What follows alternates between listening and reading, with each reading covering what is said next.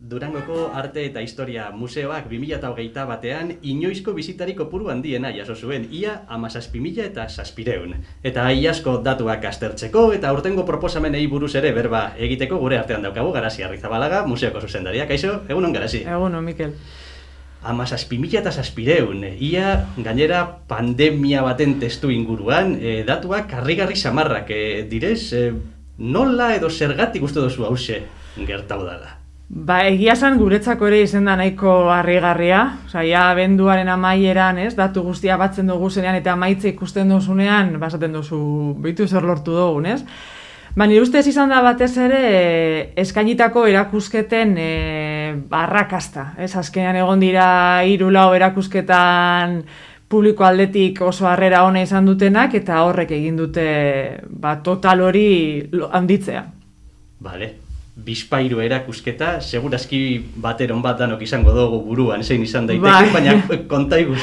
Regoiozen erakusketa izan da jendetsuena, gainera historian ere museoak jaso duen, bizitari jaso dituen erakusketa izan da Regoiozena, 3.300 pertsona pasatu dira bertatik, eta horrek ja asko loditzen du zenbakiak, ez? Gero ere, adibidez, Anzolarei egindako erakusketak ere beste ia 2.000 pertsona, aurretik Carlos Merinorenak ere 2.000 eta piku pertsonak ekarri zituen, azkenean guzti hauen batuketak ematen dituelako zenbakiak. Eta Amaia Lejarretarenak ere nahiko datu positiboak izan zituen. Gero, mantendu dituzue adibidez bizitagi datuak. Bai. Ez dakit zelan baloratzen dozuten, bizitagi datuak 2021 bateko testu inguruan oso jende gutxirekin egitea posible izan zen, baina ez dakit agian erakartzen daben baita beste jende bat, edo ez dakit beste... Izan zen guretako hasieran gogorra, pentsatzea 6 pertsonekin egin bar genituela bisitagi datuak, ez? Normalean pandemia barik egiten genituen 30-koak ere bai, ez? Orduan, 30-tik 6ra jaitsi bar zara. Eta egia zen jendeak gogotsu hartu zituen bisitagi datuak, beti bete egiten genituen, erreza zen ere betetzea 6 pertsonekin. Baina horrek ere egin digune izan da, bisita kopuruak handitu behar izana. Alik eta jende gehien etorri izateko. Orduan, guztira handi daukat datua, guztira 43 bisitagi datu egin ditugu aldi baterako erakusketetan. Eta 15 historiako aretoan. Nabaritu aldozu eta guztiz ez dakit arte mota batek beste bate baino gehiago erakartzen gaituela, adibidez margoa argazkia baino, edo eskultura, edo grabatua, edo... Gehien irustez Durangoko argazki zarrak jarri ezkero, hor badaukagu publikoa ziurtatuta, 100%. Eta gero egia da, gero eta garaikideagoa denean komplikatuagoa dela publikoa erakartzea. Hori beti gertatzen da museo guztietan, erakusketa guztiekin. Orduan, klasikorago jotzen dugunean, errezagoa da jendea erakartzea. Hori kontutan izaten dozue, baina gero buzdakit urteko programazioa edo egiten dozutenean, edo zelan orekatzen da? Zaila da, orekatzea zetenetarik egin behar dozu azkenean, eta egin behar dozu ere hasi berrien dako, izan behar da beste trampolin moduko bat, bertako jendean dako ere orduan oso zaila da denetarik egitea, baina hori egiten dugu, denetarik, eta batzutan funtzionatzen du beste batzutan ez, baina aurten, 2021 batean oso ondo junda. Erantzuna segurazki, badakigu, baina imaginatzen dut datu hauekin posik zaoziela museoan. Oso posik gagoz, baina komentatu dut zelan 2022 ez dugu oso era positiboan hasi. Orain momentu honetan Maripuri Herreroren erakusketa daukagu ikusgai, bertan daude museoaren bildunbakoak diren grabatu batzuk, 27 grabatu, marrazkiak, liburuak eta bar.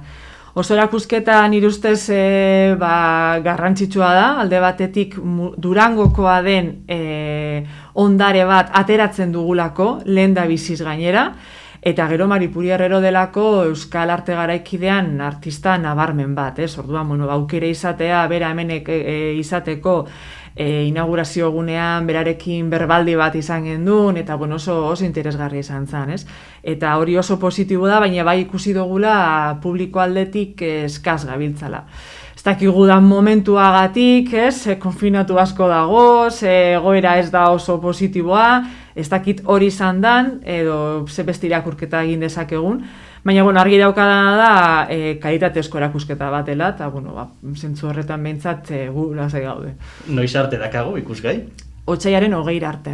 Bale, oraindik gara izgabiz erakusketa ikusteko, eta uste dut gainera baita ere, oraintzu zabiziela, bisita gidatu batzuk antolatzeke, ez? Bai, hori da, gaur euskeraz eta bihar gazteleraz izango dira, arratsaldeko 6etan, orainik ere lekua dago, eta bisitak izan ditugu azkenean, 6 edo 8 bisita gidatu erakusketa honetan, eta, bueno, jendea beti bezala, ez? Bisita baten ondoren jendea oso pozik irtetzen da, bestera batera ulertzen eta ikusten duelako erakusketa bera, eta orduan animatzen zaituztet etortzera. Zein izaten da, adibidez, gaur eta bihar egingo dituzuen bisita horien dinamika, edo ze... Bai, bueno, egiten dugu lako formatu berezi bat, bisita express edo direnak, 30-40 minutukoa, ze hasian egiten genituen ordubetekoak eta egia da batzutan luzeegia egiten dela batez ere publiko zehatz batentzat, ez da, bueno, 40 minutuko erakusketa bisita horiek emaitza hobeagoa izan dute, eta orduan gutxi gora bera iraupen hori daukat, ez? Kasu honetan, nik iten ditudanean bizitak, nik hasten naiz 3. solairuan, bertan daukagulako Maripuri Herreroren jangela kuadroa, eta hori ere horri buruz ere hitz egiteko, eta gero ja jaisten gara erakusketa ikustera, eta bertan hitz egiten dugu bere biografiari buruz, grabatu batzui buruz, grabatuaren teknikari buruz, zelan egiten den grabatu bat, eta orduan azkenan gauza asko ikasten dituzu bizita baten. Gauza asko ere kanpoan utzi beharko dituzu, 30-40 minutuko zeo. Bueno, denbora ematen du, azkenean 30 minututan gauza asko esaten dira. Vale, eta norbaitek parte hartu nahiko baleu, nora jo behar da, zeran egin dezake? Museora deituta, edo bueno, gaur euskerarkoen kasuan etorrita nahikoak izango da, gaztederakoa betetago dago, eta hor bai deitu inbarko da. Vale, bueno, museora deitu, izena eman, eta apuntatu. Hauxe oraintxe bertan dakaguna, esan diguzu otsailaren 20 arte dagoela. Hala eta guztiz be, erakusketa honetaz aparte, gaurkoan oraintxe bertan museoan sartzen danak, zer deko ikusteko? Bueno, alde iraunkorrean ero dagoen historiako aretoa, bertan Durangoko historia saltzen dugu, sorreratik edo harinago, ze azkenean aurre historian hasten gara, gaur egun arteko historiaren laburpena ikusi dezake, bertan daudein bat elementu, bai artelanak, edo objetuak, edo argazki zaharrak, edo denetarik. Eta 3. solairuan Euskal Arte Garaikidearen aretoa daukagu, eta bertan dauzkagu altxorra handi batzuk, ez? Zumetaren kuadro bat, Balerdi, Maripuri Herrerorena, eta bestin beste. Primeran, etorkizunera apurtxo bat begiratuko aldogu, ze urte hasikeran gaude, naiz eta ia betetxo bat joan zaigun jada, baina oraindik 2022 urtea aurretik dekogunez, urrengo erakusketa zein izango litzateke? Bai, bueno, ja daukagu urte guztia itxita, gutxi gora bera, orain martxoaren 31-aren inguruan erakusketa bat antolatuko dugu, bertan bombardaketa bizitako 12 pertsonen testigantzak batuko ditugu eta bideo baten jarretak egongo dira. Horretarako 1936 elkarteko laguntza izan dugu. Eta gero berriro aterako ditugu museoan gordetak dauden beste grabatu batzuk, orain ari gara justo guzti hori antolatzen, eta bertan izango ditugu Goya, Carlos de Haes edo Mariano Fortuny bezalako artisten grabatuak. Hori otsailaren amaieran, martxoa eta aste santura arte. Eta gero beste erakusketa bat izango dugu, Picassotik Mikel Barceló deituriko erakusketa, eta bertan obra grafikoa eta eskultura batuko dugu, eta egongo dira Chillida, Dalí, Picasso, Mikel Barceló, Tapies, artista guzti horien artelanak. Aipatu diguzun moduan, badakagu erakusketa egonkorra, esango genuke baita ere denbora bat egiten dituztenak. Bai. Ze nolako garrantzia esango zenuke dakara Durangoko museo batentzat, aldizka datozen erakusketa horiek, ez dakit erakargarriak izatea edo ez, edo alderantzi zein neurritan izan behar dan egonkorra erakargarria edo zein momenturako? Bai, bueno, biak izan barko dira erakargarriak, hori argi daukagu, baina egia da azkenean garrantzitsua dela aldi baterako erakusketak egitea, horrek ekartzen duelako beste mugimendu bat, ez? Azkenean beti berdina baldin badaukazu, publikoare berdina izango da. Orduan hori aldatzeko, kanpoko jende gehiago erakartzeko garrantzitsua da erakusketak deigarriak eta bereziak egitea, eta horregatik egite ditugulakoak bai. Ba, aldeko zu eta guztiz be, aurtengorako buruan zeuretzat ez dakit bereziki erakargarria edo interesgarria edo agian jendearentzat, bueno, ba, polita izan daitekeena.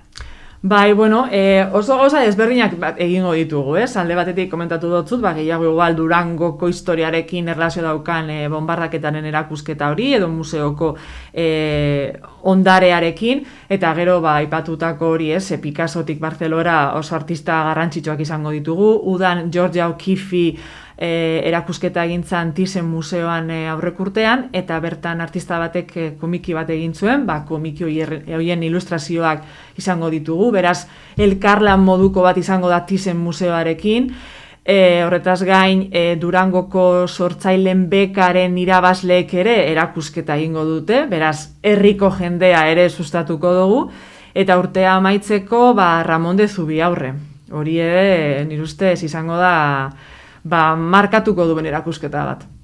Museoaren barrualdeari buruz hitz egin dugu, egia da, urtea amaitu arte ere egon zala han fatxadan edibidez txeloan goitearen bat, mural handi bat, horrek ere imaginatzen dut, bueno, atentzioa deitzen dela, ez? Bai, egia zan horrek ez ditugu kontatu, ikusle moduak, jende askok erakarri zituen, egin genuen inaugurazioa ere oso deigarria izan zen, dantzari batek dantza egin zuen museoko fatxadan, eta bertan proiektatu genituen 100 erretratu horiek, eta egia zen, jende asko geratzen zen, eta aurrekoan esan zidan semeak bere lagunek museoari el Museo de las Caras deitzen diotela. Orduan, bueno, horrek esan nahi du, ume txikietan ere zerbait piztu duela, ez? Betxelu egunotan ere, dabilela museoan, uste dut, bibliotekarekin batera antolatutako tailer batian, ez? Bai, hori da, tailer bat antolatu dugu Vicenta Mogel biblioteka eta museoaren artean, deitzen dana album familiarra bir sortzen, edo bir rasmatzen, eta orduan, Batxeluk tailerra egingo du 7 egunetan museoan eta beste 8 egunak bibliotekan. Pizkatxo bat, elkarlan horiek ere, erabatera edo bestera, sustatzen eta bultzatzen. Bai, garrantzitsua da, ez? Beste batzuekin batera elkarlanean aritzea, bai. Gauza gehiago, bestela, bisitak mantenduko dituzue, oraindik ere, publikoaren aldetik edo edukieraren aldetik aldaketarik aurre ikusten alda, oraindik ere murriztuta gao, zelan da museoa? Adibidez, pena bat da guretzako ikastetxekin elkarlanik ez egin ahal izatea, ez? Azkenan beraientzako zentrotik irtetzea ez da aurrekurtetan bezain erreza. Orduan, hor apur bat eten eginda geneukagun harreman hori. Egia da, uda partean aurrekurtean etorri zirela eskola batetatik ume batzuk, baina haiek eskatuta. Guk ez dugu programatu zer berezirik beraientzako egoera honetan egonda zaila delako. Eta hor bai egia zan pena handia dela guretzako, ze umeak erakartzea garrantzitsua da, ez? Azkenean txikitatik ezagutzen baldin badute museoa, bizitza guztirako ezagutzen dute, beraz garrantzitsua da eskolekin elkarlan hori egitea, eta 2000 edo hurrengo ikastaroan lortzen dugun, ez? Berriro elkarlan hori, bai. Museora joatea ohitura bilakatzea da helburuetako bat. Diotze, askotan museoi buruz hitz egiten dugunean, ez dakit nora jun nintzen, museoa ikusi nun, behin ikusi dut, ez nahi inoiz gehiago itzuli. Bai, edo badago jendeare, ni noa museoetara, ez? Zergatik, ez? Azkenean, inork, gainera gure kasuan deno dakigu doainik dela, inork ez dizu zer galdetzen, zartu ikusi, eta egia da txip hori aldatzea zaila dela, baina horretan ari gara, ez? Apur bat publiko mota guztietaneko ekintzak egiten, ahalik eta gehien hurbiltzeko. Txipa, aipatzen dozula tira, ez da txipa, baina pandemia garaian martxan jarri ziren QR kodeak eta kontu guzti hauek oraindik ere indarrean daoz, jendia ohitu alda edo erabiltzen alditzu. Bueno, denetarik dago. Egia esan batzuk oraindik adibidez gu katalogoak dagoeneko egiten ditugu bakarri digitalak eta QR kodigo bat jartzen dugu eta deskargatu dezakezu, ez? batzuk faltan botatzen dute fisikoa, baina beste batzuentzako erosoagoa da, azkenean beti daramazu gaina, iduzunean ikusi eta bestela kendu, eta listo. Bueno, ohitura kontuak, ez? Espero dozue, ala eta guztiz be, hause haber pasatzen dan berriro be lehen gora itzultzeko, edo hause ja etortzeko geratu da. Momentuz etorteko geratu da, bai.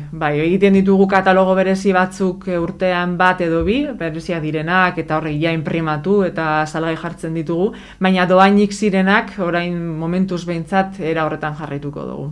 Bueno, espero dugu hemendik aurrera jendia pizkatxo bat gehiago animatxia, berurtiak aurrera egin ahala, baina Garazi Arrizabalaga hemen txutziko dugu elkarrizketan, Durangoko Arte eta Historia Museoko zuzendaria, ondo seki eta aurrengo artea, agur. Eskerrik asko, agur.